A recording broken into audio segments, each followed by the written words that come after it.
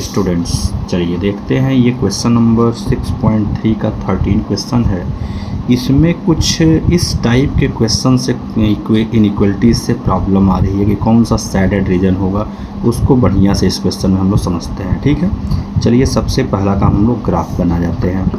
तो जब ग्राफ बनाएंगे आप 4x + 3y इक्वल टू 60 ले लिया जाए। ठीक है, पहले इसको इक्वेशन बना लिया जाए, इसका ग्राफ बना लेते हैं। ठीक है, तो ग्राफ में आप बहुत इजीली बना लेंगे, जिनको समझ में आता होगा, और जिनको नहीं भी आएगा तो अब 10th जैसे आपको नहीं करना है कि x की वैल्यू 1 लिया, 2 लिया, 3 लिया, ऐसे नहीं इसको लेकर के बनाना है। ठीक है, तो इसमें हमने लिया x की वैल्यू 0, तो y की वैल्यू क्या आ जाएगा, 3 से डिवाइड कर दोगे 20 आएगा। चलो हमने इस पॉइंट को मान लिया 20। ठीक है, और तो ये पॉइंट हो गया कौन सा, 0,20 हो गया। ठीक है, अब आते हैं नेक्स्ट। जब हम y की वैल्यू 0 लेंगे तो x की वैल्यू कितना आएगा, तब x की वैल्यू आएगा 4 से डिवाइड कर दोगे तो कितना आ जाएगा, 15 आ जाएगा। चलो हमने ये पॉइंट यहाँ वाला मान लिया 15 है। ठीक है, तो अब इसको ज्वाइन कर देंगे, ये आपका लाइन हो गया, जो कि इक्वल साइन इसमें आया ही है तो डार्क ही लाइन ड्रा कर देंगे। तो ये आपका लाइन बन गया, कौन सा लाइन है ये, 4x + 3y = 60, इसका ये ग्राफ बन गया। ठीक है, अब आप बनाएंगे किसका, y = 2x, y = 2x का ग्राफ बनाएंगे। ठीक है, तो y = 2x का ग्राफ, जब x 0 लेंगे तो y 0 होगा, यानी यहाँ एक कट पॉइंट मिल रहा है। ठीक है, जब x की वैल्यू 1 लेंगे तो y की वैल्यू क्या मिलेगा, x की वैल्यू 1 लिया तो y की वैल्यू आपको मिल रहा है 2 मिल रहा है। सपोज दैट ये पॉइंट है तो यहाँ इनका कट पॉइंट ऐसे मिलेगा। तो कुछ इस तरीके से ये लाइन पास करते हुए जाएगा। देखिए ये ग्राफ हो गया आपका। तो इसी टाइप के क्वेश्चन में आपको सैडेड रीजन निकालने में प्रॉब्लम हो रही है। क्या प्रॉब्लम हो रही है, इधर का लें कि इधर का लें, ये बड़ी कन्फ्यूजन हो जा रहा है। चलिए वो कन्फ्यूजन आज दूर हो जाएगा। आज तक अगर कन्फ्यूजन था तो वो अब समझ लीजिए कि ख़त्म हो गया। ठीक है, तो ये आपका लाइन कौन सा हो गया, ये लाइन है y = 2x। ठीक है, अब एक इसमें और एक लाइन है x = 3। ठीक है, इनइक्वलिटी हटा दिया तो x = 3, x = 3 जो लाइन होगा। अब चूँकि यहाँ पे हमने ये 15 दिखाया हुआ है। ठीक है, तो आपको ये पता कर लेंगे कि x = 3, x = 3 लेने पे क्या रहा है, y = 6 आ रहा है। तो y = 6 आ रहा है, मतलब क्या हो रहा है, 3 या तो y = 6, तो y की वैल्यू 6 तो यहीं कहीं पे होगा ना, इधर कहीं होगा, यानी इधर कहीं कट करेगा। तो कुछ ग्राफ ऐसे बना। ठीक है, x = 3 हम ऐसे ही दिखाएंगे भाई। देखो इसको एक्चुअल ग्राफ नहीं है, ये आपको मैंने यहाँ पे 1 2 मान के करा दिया, लेकिन ये एक्चुअल ग्राफ तो है नहीं। ठीक है, तो ये आपका हो गया x = 3, ये लाइन जो दिख रही है। ठीक है, x = 3। अब चलिए हम लोग पहले ओरिजिन टेस्ट से देख लें क्या क्या आने वाला है। तो ओरिजिन टेस्ट जब करेंगे, ठीक है, तो ओरिजिन टेस्ट में सबसे पहला काम कि पहले वाले का देखिए, इस इनइक्वलिटी का क्या आएगा, इस इनइक्वलिटी का ट्रू आएगा, 0 0 <= तो ट्रू आने का मतलब हो गया कि इसका सैडेड रीजन किधर जा रहा है, इस साइड में ओरिजिन की तरफ आ रहा है। ठीक है, चलिए 2-3 एरो मैंने ड्रा कर दिया, क्लियर हो गया किधर हो गया। अब उसके बाद इसमें तो है x > 3, x > 3 का मतलब हो गया इस लाइन से इधर जाना है। ठीक है, क्लियर है, इस लाइन से हमको इधर जाना है। क्लियर, तो ये दो चीज़ दिख गया। अब आपको यहाँ पे बोला गया है x > 0, y > 0। तो x > 0 का मतलब क्या हो गया, x > 0 का मतलब हो गया कि x की वैल्यू 0 से बड़ा होनी चाहिए, तो मतलब इधर के साइड में हो गया। यहाँ से अगर देखा जाए इस लाइन को, ठीक है, यहाँ हो गया, इस तरीके से ये कुछ बन गया। ठीक है, अब देखिए फिर बोला है y > 0, y > 0 का मतलब कि आपका इधर से ऊपर की तरफ जाएंगे। ठीक है, y > 0 का मतलब ये हो गया। अब कॉमन रीजन अभी भी क्लियर नहीं हुआ भाई। इतना तो पता चल गया कि इससे बड़ा तो मतलब इधर का हो गया, इससे इधर का हो गया। तो इस पार्ट में अब हम ये वाला पार्ट, इस पार्ट को सेलेक्ट करें, आया तो इतना, ये आया, ठीक है। और वो देखा जाए तो ये भी हमारा आ रहा है, ठीक है, ये भी दिख रहा है। तो एक्चुअल में कौन सा लेना है, इस साइड का लें कि इस साइड का लें। तो अब आप आते हैं इस लाइन पे, ठीक है, या इधर के कुछ पॉइंट देख लीजिए। इस लाइन पे x = 3, x = 3 पे आपका क्या मिलेगा। तो x = 3 लिया तो यहाँ पे y = क्या आया था, 6 आया था यहाँ पे इस लाइन के लिए। या कोई भी इधर से पॉइंट ले लो, इधर से भाई कोई भी, तो आप लोगे तो y > क्या होना चाहिए, 2x, ठीक है, 2x से ग्रेटर देन।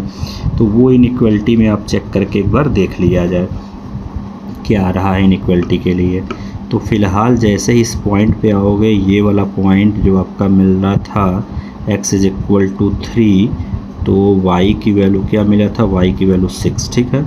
इसको हम लोग देख लेंगे तो उसके ऊपर बढ़िए x = 3, तो इस लाइन से हमको क्या मिलेगा, ये पॉइंट देख लीजिए। यही 2 पॉइंट ऐसे हैं जिससे डिसाइड हो जाएगा कि इसका इधर का लेना है या आप इधर आएंगे। तो जैसे ये 3, 0, तो 3, 0 में क्या हो जाएगा कि x की वैल्यू 3, y की वैल्यू 0, ये इनइक्वलिटी क्या हो गया, फेल हो गया। यहाँ पे देखिए, ये अगर पॉइंट की बात करते हैं, ठीक है, तो ये पॉइंट क्या होगा, ये पॉइंट हो गया 3, 0।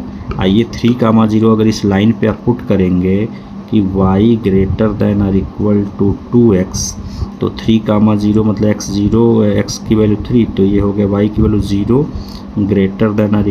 > कितना हो गया, x की वैल्यू 3 लिया था तो 6। ये कभी ट्रू है, ये आपका क्या आ रहा है, फॉल्स आ रहा है। क्लियर हो गया कि ये फॉल्स है। जब फॉल्स है तो मतलब अभी तक तो लग रहा था कि ये भी हो सकता था।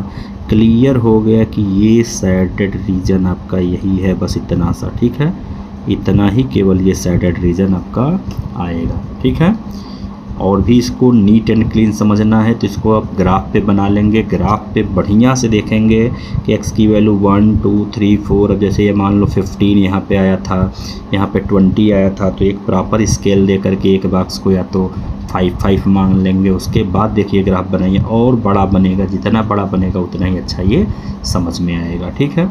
चलिए फिर आपको एक क्वेश्चन और दिखाते हैं। कोई प्रॉब्लम है, इसको आप मिसलेनियस का है, ये क्वेश्चन नंबर 12 है, ठीक है। क्या कह रहा है, a solution of 8% boric acid is to be diluted by, देखिए 8% बोरिक एसिड वाला एक सॉल्यूशन है, ठीक है, और इसमें डाइल्यूटेड किया जा रहा है, इसमें डाइल्यूट कर रहे हैं, मिला दे रहे हैं किसको, 2% का कोई बोरिक एसिड का दूसरा सॉल्यूशन है, ठीक है, 2% boric acid of the solution in it.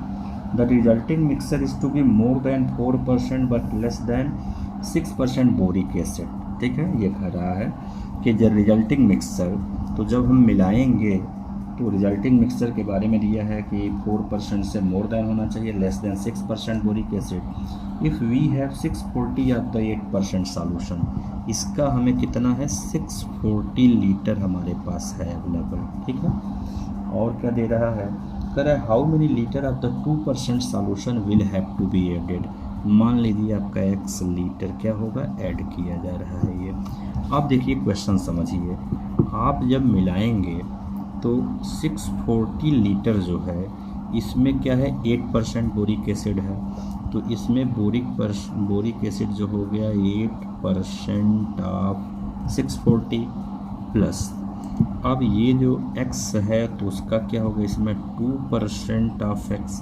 अब यही जो आपका जो मिक्सचर जो बन रहा है, तो फाइनली कह रहा है ग्रेटर देन 4%, किसका 4%, तो 4% किसका होना चाहिए भाई, ये जो 640 लीटर में अगर आप x को मिला देते हैं, ठीक है, तो फाइनली इससे ज़्यादा होना चाहिए। उसके बाद और लेस देन क्या होना चाहिए, 6%, तो ये हो गया आपका 6%, किसका 6%, तो वही सेम 6% ऑफ क्या हो जाएगा, 640 प्लस x का होना चाहिए। ठीक है, क्लियर हो गया, इतना समझ में आ रहा है। अब इसको आप सिंप्लीफाई कर लेंगे, आपका इक्वेशन बन जाएगा, सॉल्व कर लेंगे। चलिए कुछ पार्ट कर भी दे रहे हैं। तो जैसे कि ये हो गया आपका 8 × 640 + 2x डिवाइडेड बाई क्या हो गया, 100 हो गया, और ये हो गया आपका greater than 640 + x bracket close करके 4 डिवाइडेड बाई क्या हो गया, 100 हो गया। ये हो गया लेस देन क्या हो जाएगा इधर आपका 6 × 640 + x डिवाइडेड बाई क्या हो जाएगा, 100 हो जाएगा। ठीक है, अब ये 100 हर जगह से क्या हो गया, कैंसिल कर लेंगे और इजीली आप इसको सॉल्व कर लेंगे। ठीक है, तो एक बार ना हो तो इन दो इनइक्वालिटी को सॉल्व कर लेंगे, फिर इसके बाद ये कर लेंगे।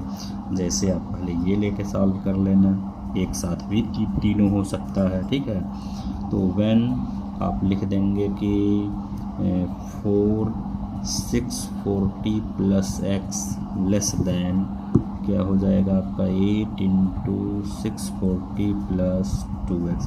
तो इसको सिंप्लीफाई करके x की वैल्यू निकाल लेंगे, कितना आ रहा है, कितना ग्रेटर देन होगा। इसी तरीके से दूसरी बार एक बार सॉल्व करेंगे कि when 8 × 640 + 2x less than 6 × 640 + x। तो इससे भी आपका एक कंडीशन आ जाएगा, इससे पता चलेगा कि x कितना ग्रेटर देन किससे ग्रेटर है। हो सकता है इसमें लेस देन का पता चल जाए, तो आपका आंसर आ जाएगा कि इससे ज़्यादा और इससे कम होना चाहिए। ठीक है, चलिए एक बहुत ही अच्छा प्रॉब्लम है 13, कह रहा है कि how many litre of the water will have to added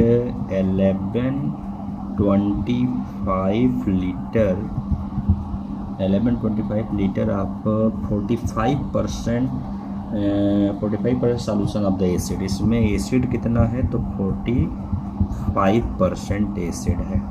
ठीक है, अब इसमें कह रहे हैं कि कितना आप वाटर ऐड कर दोगे। ठीक है, so that the resulting mixture will contain.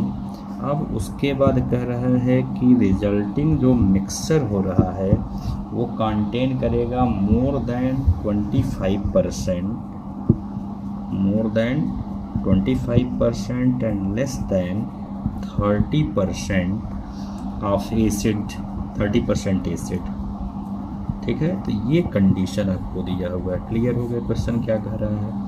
तो इससे आप कैसे इक्वेशन बनाएंगे, इक्वेशन जब बनेगा तो आप देखिए इसमें क्या करेंगे। आपसे पूछा कितना इसमें ऐड कर देंगे, तो जैसे ही आपने 1125 में ऐड कर दिया कितना x लीटर, सपोज दैट आपने वाटर मिला दिया। ठीक है, मिलाया तो अब इसका जो है 25% अगर आप निकाल 25% एसिड। ठीक है, 25% ऑफ दिस, तो ये क्या होगा, लेस देन आपका एक्चुअल वाले में जो था 45%, 1125 से इससे कम होगा। ठीक है, और दूसरा कंडीशन जब निकालेंगे तो उस वाले कंडीशन में 30% जो होगा, 30% ऑफ 1125 + x, तो क्या हो जाएगा, ग्रेटर देन होगा 45% ऑफ 1125। यही बात तो यहाँ पे कह रहा है। ठीक है, तो एक बार और क्वेश्चन को फिर से यहाँ से क्लियर कर देते हैं। क्या कह रहा है कि 1125 लीटर में आप कितना लीटर वाटर मिला देंगे, जिसमें कि पहले से ही आपको पता है कि 1125 लीटर कितना है, 45% इसमें एसिड है। ठीक है, ताकि रिजल्टिंग मिक्सचर जो हो जाए वो मोर देन 25% एसिड हो, मिक्सचर में मोर देन 25% एसिड हो, और लेस देन 30%, यानी 25 से 30 के बीच में होना चाहिए रिजल्टिंग मिक्सचर। चलिए, जैसे ही आपने ये मिला दिया, अब ये जो मिला दिया आपने वाटर, तो इसका जो 25% आप निकालेंगे, इतना क्या होना चाहिए 25% एसिड, तो वो पहले वाले एसिड से कम होना चाहिए। तो कह रहा है कि लेस देन, यानी मिक्सर का जो होना चाहिए एसिड की जो क्वांटिटी वो मोर देन 25 हो जाए, तो यानी इससे कम हो। अब उसके बाद से यहाँ पे कह रहा है कि 30% एसिड से कम हो, तो यानी अब जो रिजल्टिंग मिक्सर का अगर 30% आप निकालेंगे तो क्या हो जाएगा, आपके इस वाले एसिड से क्या हो जाएगा, एक्चुअल में जो एसिड था उससे ज़्यादा हो गया। यही बात तो आपको कह रहा है, ठीक है।